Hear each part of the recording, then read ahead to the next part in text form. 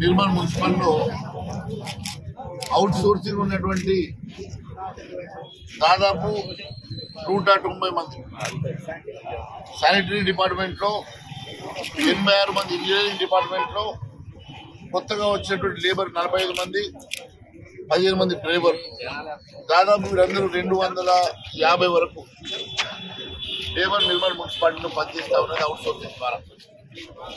వీరిని రెగ్యులరైజ్ చేయకుండా కనీసం వారికి ఇవ్వాల్సినటువంటి కొత్తగా ఇవ్వాల్సినటువంటి పిఆర్సీ కానీ, లేకపోతే గత కొంతమందికి 2 నెలల నుంచి జీతాలు లేవు, 8 నెలల నుంచి వీళ్ళకు పిఎఫ్ కూడా అకౌంట్లో జమ చేస్తలేరు, మరి వీళ్ళకి ఈఎస్ఐ లేదు.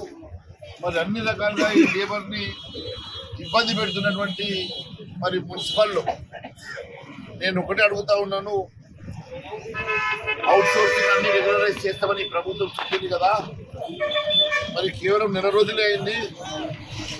ఈ అంశాన్ని నేను ప్రభుత్వం దృష్టికి తీసుకెళ్తాను. అదే మాదిరిగా వీళ్ళు ఇచ్చినటువంటి న్యాయమైనటువంటి డిమాండ్లన్నీ కూడా పరిష్కారం చేయాల్సిందిగా నేను ఈ ప్రభుత్వానికి కోరుతా ఉన్నాను. ఖచ్చితంగా ఈ అంశాన్ని నేను రేపు అసెంబ్లీలో కూడా మాట్లాడతాను. కూడా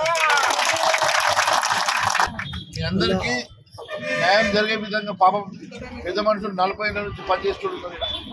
నేను చిన్నప్పటికీ చూస్తున్నా, చాలా మంది ఏళ్ళకెళ్ళి చేస్తున్నారు. మరి వాళ్ళకు పర్మనెంట్ అయితే లేదు, వాళ్ళకు పిఎఫ్ ఇస్తలేదు, మరి వాళ్లకు రెగ్యులర్ గా జీతాలు రావడం లేదు. సోర్సింగ్ కంపెనీ మీద వాస్తవంగా ఎంక్వైరీ చేయాల్సిన అవసరం ఉంది.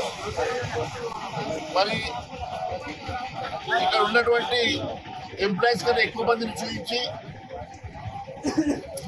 మరి మిస్అప్రోప్రియేట్ చేస్తున్నట్టుగా మాకు కొన్ని సమాచారం ఉన్నది. అది ఎంతవరకు నిజమో దాని మీద నిజ నిర్ధారణ చేయాల్సిందిగా నేను కలెక్టర్ గారిని కోరడం జరుగుతుంది. నేను ఈ అంశాన్ని వెంటనే కలెక్టర్ గారితో మాట్లాడతాను, మున్సిపల్ కమిషనర్ గారితో, అధికారులతో మాట్లాడతాను. వీరందరికీ కూడా న్యాయం జరగడానికి నా వంతు సహాయ సహకారం చేస్తానని చెప్పి